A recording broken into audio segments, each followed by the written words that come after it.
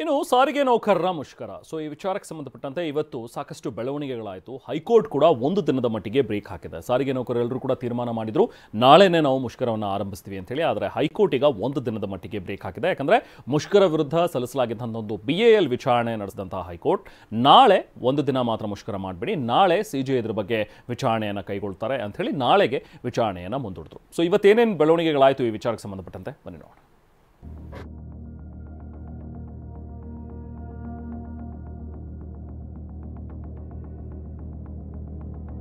ಸಾರಿಗೆ ನಿಗಮಗಳ ಮುಷ್ಕರಕ್ಕೆ ಹೈಕೋರ್ಟ್ ಬ್ರೇಕ್.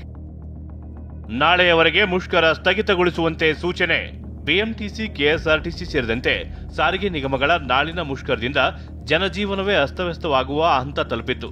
ಆದರೆ ಬೆಂಗಳೂರಿನ ಕೆಲ ನಿವಾಸಿಗಳು ಸಲ್ಲಿಸಿದ PIL ವಿಚಾರಣೆ ನಡೆಸಿದ ಹೈಕೋರ್ಟ್ ನಾಳಿನವರೆಗೆ ಮುಷ್ಕರ ಸ್ಥಗಿತಗೊಳಿಸುವಂತೆ ಮಧ್ಯಂತರ ಆದೇಶ ನೀಡಿ ವಿಚಾರಣೆಯನ್ನ ನಾಳೆಗೆ ಮುಂದೂಡಿದೆ. ನಾಳೆ ಮುಖ್ಯ ನ್ಯಾಯಮೂರ್ತಿ ವಿಭು ಬಕ್ರು ಅವರ ಪೀಠದಲ್ಲಿ ವಿಚಾರಣೆ ನಡೆಯಲಿದ್ದು ಮುಷ್ಕರದ ಭವಿಷ್ಯವನ್ನ ಹೈಕೋರ್ಟ್ ತೀರ್ಮಾನಿಸಲಿದೆ.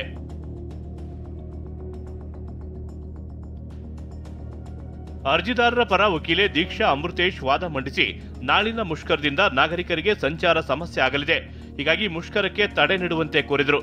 ಇದಕ್ಕೆ ಪೂರಕವಾಗಿ ವಾದ ಮಂಡಿಸಿದ ಸಾರಿಗೆ ನಿಗಮಗಳ ಪರ ವಕೀಲರು ಸಾರಿಗೆ ನಿಗಮಗಳ ಜೊತೆ ಸರ್ಕಾರ ಸಂಧಾನ ಮಾತುಕತೆ ನಡೆಸುತ್ತಿದೆ, ಒಂದು ವಾರದ ಮಟ್ಟಿಗಾದ್ರೂ ಮುಷ್ಕರ ಸ್ಥಗಿತಗೊಳಿಸುವಂತೆ ಆದೇಶಿಸಲು ಮನವಿ ಮಾಡಿದರು.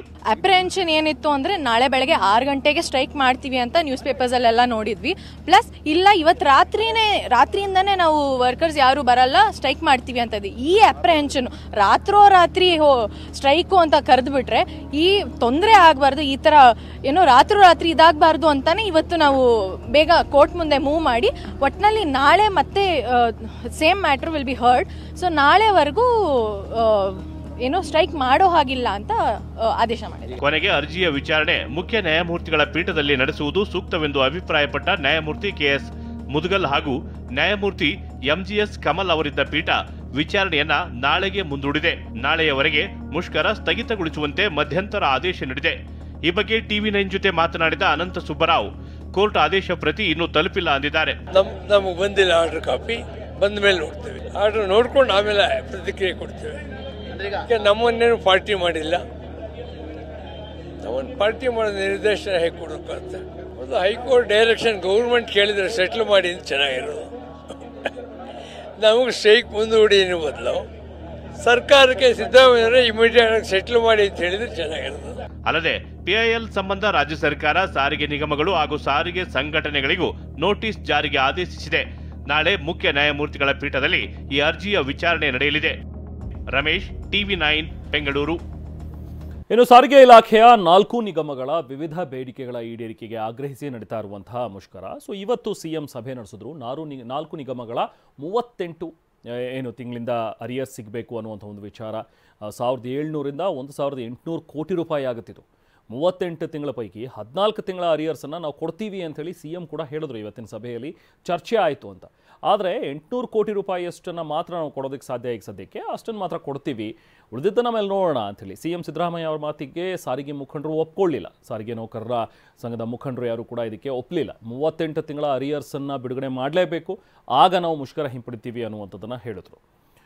ಆಗ ಅರಿಯರ್ಸ್ ನೀಡದೇ ಇದ್ದರೆ ನಾವು ಮುಷ್ಕರ ಮಾಡೇ ಮಾಡ್ತೀವಿ ಅಂತ ಹೇಳಿ ಮುಖಂಡರು ಹೇಳಿದ್ರು. ಆಗ CM ಕೂಡ ಇಲ್ಲ 14 ತಿಂಗಳಿಗೆ ಕೊಡ್ತೀವಿ ಅಂತ ಹೇಳಿದ್ರು. ಅಲ್ಲಿಗೆ ಮತ್ತೆ ಒಮ್ಮತಕ್ಕೆ ಬರೋದಕ್ಕೆ ಸಾಧ್ಯ ಆಗಲಿಲ್ಲ. ಸಭೆ ಹಾಗೆ ಮುಗೀತು, ಸಭೆ ಫೇಲ್ಯೂರ್ ಆಯಿತು. ಅದಾದ ನಂತರ ಮುಖಂಡರೆಲ್ಲರೂ ಕೂಡ ಈಗ ಅನಂತ ಸುಬ್ಬರಾವ್ ಅವರು ಕೂಡ ಹೇಳೋ ಹಾಗೆ ನಾವು ಮಾಡೇ ಮಾಡ್ತೀವಿ ಪ್ರತಿಭಟನೆಯನ್ನು, ಮುಷ್ಕರವನ್ನು ಅನ್ನುವಂಥದ್ದನ್ನು ಹೇಳಿದ್ರು. ಬಟ್ ಈಗ ಕೋರ್ಟ್ ಒಂದು ದಿನದ ಮಟ್ಟಿಗೆ ಬ್ರೇಕ್ ಹಾಕಿದೆ. ಇವಾಗ 14 ತಿಂಗಳ ಅರಿಯರ್ಸ್ ಕೊಡಲಿಕ್ಕೆ ಒಪ್ಪಿದ್ದಾರೆ.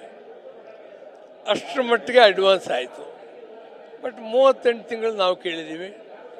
ಇನ್ನು 1/1/24ರಿಂದ ವೇತನ ಹೆಚ್ಚಳ ಆಗಬೇಕು, ಅದ್ರ ಬಗ್ಗೆ ಮಾತಾಡೋಣ ಅಂತ ಹೇಳಿದರು. ನಾವು ಈಗಲೇ ಮಾತಾಡಿ ಅಂತ ಹೇಳಿದ್ವಿ. ಇವಾಗ ಅವ್ರು ಮಾತಾಡೋಕ್ಕೆ ತಯಾರಿಲ್ಲ. ಇವಾಗ